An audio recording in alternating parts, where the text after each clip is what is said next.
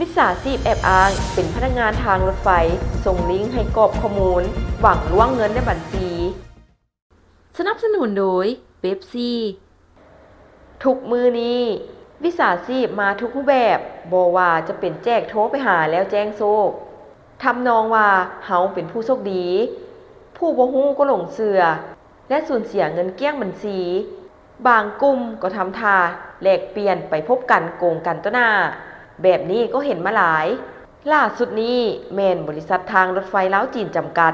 อิงตามการชี้แจงของบริษัทให้ฮู้ว่าเมื่อบ่ดนมานี้มีมิจฉาชีพแอบอ้างเป็นพนักงานรถไฟ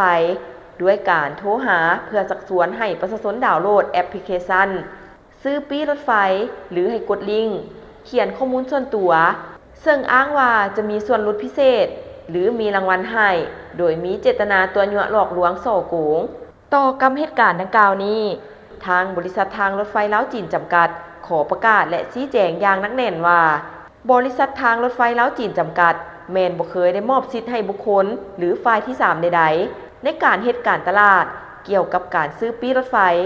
หรือการบริการอื่นๆที่อ้างว่ามีส่วนลดพิเศษหรือมีรางวัลในปัจจุบันช่องทางการซื้อปี้รถไฟที่เป็นทางการของทางรถไฟลาวจีนแม้นมีเพียงแต่แอปพลิเคชันขายปี้ออนไลน์ LCR Ticket และแอปพลิเคชัน12306ของรถไฟแห่งชาติจีนใช้เฉพาะรถไฟข้ามแดนลาวจีนเท่านั้นขอให้พ่อแม่ประชาชนจงซื้อปี้ผ่านช่องทางที่เป็นทางการดังข้างถึงจงอย่าหลงเชื่อในข้อมูลและลิงก์เสื่อมต่อที่บ่ฮู้แรงที่มาหรือสายโทรศัพท์ที่แอบอ้างชื่อพนักงานทางรถไฟอย่างเด็ดขาดเพื่อป้องกันบ่ให้เกิดความเสียหายด้านทรัพย์สินเงินทองถ้าหากทานพบเห็นพฤติกรรมที่น่าสงสัยกรุณาแจ้งเจ้าหน้าที่ตำรวจให้ทันการบริษัทพวกเราจะดำเนินการตามกฎหมายต่อกับการแอบอ้างพนักงานทางรถไฟหรือนำชื่อทางรถไฟลาวจีนไปใช้ในทางที่ผิดอันเป็นการละเมิดสิทธิผลประโยชน์ของผู้สมใช้บริการทางรถไฟและสร้างความบ่สงบให้แก่สังคม